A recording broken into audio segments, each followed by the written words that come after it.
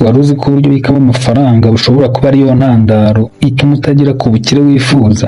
Abantu benshi bibwira ko gukora saving cyangwa se kuzigama aricyo kiraro kizabageza ku bukire, ariko ukuri ni uko kubika amafaranga gusa atari kubyara andi bituma ata agaciro uko iminsi igenda ishira.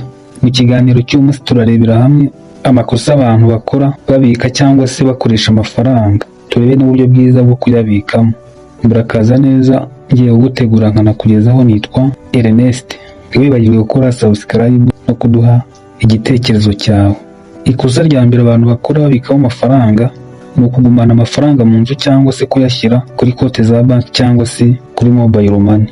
Itegereze urebe ukuntu amafaranga ari kugenda ata agaciro. Ikintu waguraga amafaranga 500 mu myaka 5 ishize kikubye kabiri, hafi gatatu. Business washoboraga gushoramo amafaranga 100,000, uyu munsi udafite 200,000, iyo business ntabwo wayitangiza kubera yuko habaye izamuka ry'ibiciro, inflation. Niyo mpamvu nimba ubika amafaranga muri ubu buryo nta nyungu na ntoya ari gutanga, urimo urahomba. Tangira wiga uburyo ugomba kuyashora mu bintu bitanga inyungu kugira ngo amafaranga abyare andi. Ikosa rya kabiri ni ukubika amafaranga mu buryo butagira intego.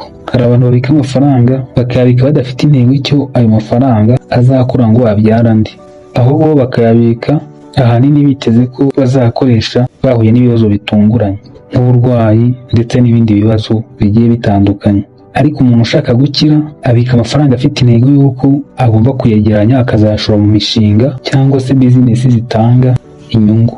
Nawe rero hagarika kubika amafaranga ariko udafite intego y'icyo uzayakoresha kizatanga inyungu, ahubwo yabika wumva ko uzayakoresha, ariko mu kuyabika ntuzumve yuko bagomba kuzaramba kuri za konti cyangwa se n'ahandi uyabika, kuko nk'uko twabibonye agenda atakaza agaciro uko igihe kigenda gishira.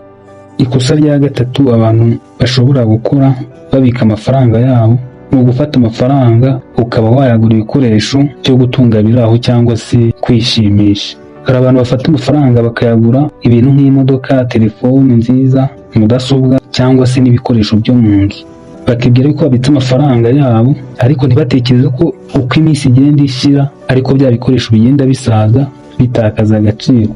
Kandi mu gutakaza agaciro amafaranga babiguze iyo babisubiza ku isoko hanyuma y'igihe runaka, ayo mafaranga ntabwo ariyo azagaruka ku yari yaguzwe ibyo bikoresho. Nk'urugero, ushobora kugura imodoka ya 3,000,000 uyu munsi, hanyuma y'umwaka wayisubiza ku isoko ugasanga iyo modoka bari kugusubiza 2,000,000. Urumva rero hanyuma y'umwaka uzaba uhombye nka 1,000,000. Urumva ko ari ikosa rikomeye ku bantu bagura bino bikoresho bafite intego yo kwishimisha cyangwa se kubireba gutyo, bakumva ko ari amafaranga babitse kandi ntibazi ko bari guhomba. Gusa ku muntu ubigura agiye gukoresha muri business cyangwa se mu mirimo itanga inyungu runaka, ko birumvikana kuko aba agiye kubibyaza umusaruro. Ariko niba wumva ko ayo mafaranga yawe ugomba kuyagura bino bikoresho ugamije kwishimisha cyangwa se kubireba gutyo, ngo ni amafaranga ubitse, ahubwo ayo mafaranga yafata uyagure nk'amazu cyangwa se uyagure ubutaka. Ikosa rya kane ni ukubika amafaranga mu matsinda atizewe cyangwa se n'abantu batizewe. Kujya ukunda kumva ngo abantu bari mu itsinda runaka cyangwa se ibyo abantu benshi bita ibimina, ngo nk'ikimina cyangwa se itsinda runaka ryambuye amafaranga abanyamuryango. Wenda bagombaga kugabana amafaranga yabo ariko igihe kirageze amafaranga barayabuze. Ibyo biba byatewe n'uko hari muri bamwe bashinze ibijyanye n'amafaranga baba barayanyereje cyangwa se barayakoresheje mu bikorwa byabo bwite, cyangwa se ku rundi ruhande ugasanga hari bamwe mu banyamuryango bagurijwe amafaranga banze kwishyura bitewe n'impamvu zitandukanye, maze bigateza igihombo ku banyamuryango. Niba rero nawe uri umunyabwenge wumva yuko ugomba gushaka inyungu, ugomba kwiteza imbere, fata amafaranga yawe ujye kuyabitsa mu bigo ubona ko byizewe cyangwa se no mu bimina ubona ko bizatanga n'inyungu aho kugusigira igihombo.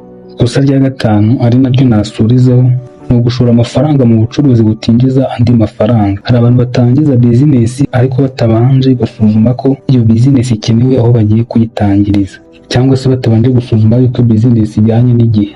Urugero, ufashe nka business icuruza ibikoresho bya tekinoloji bigezweho, ugiye kuyitangiza nk'ahantu ubona ko haciriritse, ubona ko abaturage baho badafite ubushobozi bwo kuzagura ibyo bikoresho, ubwo ubona ko bamwe batanazi n'ibyo bikoresho ibyo ari byo. Usibye kubibona gutyo, cyane cyane ndabwira nka ba bantu batangira business nko mu cyaro, ubona ko izo bizinesi zidakwiriye gukorerwa aho mu cyaro.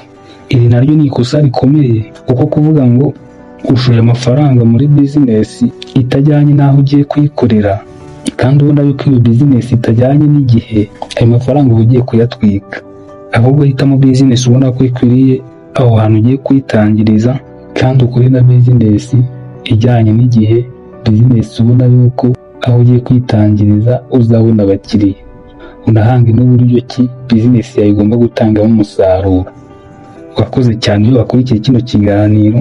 Niba kigufashije ntugende udakoze subscribe, like na comment. Kandi ikindi nyabuneka mujye mwibuka gusangiza zino video kuri bagenzi banyu mubona ko zabagirira akamaro. Tubonane mu bindi biganiro bikurikira.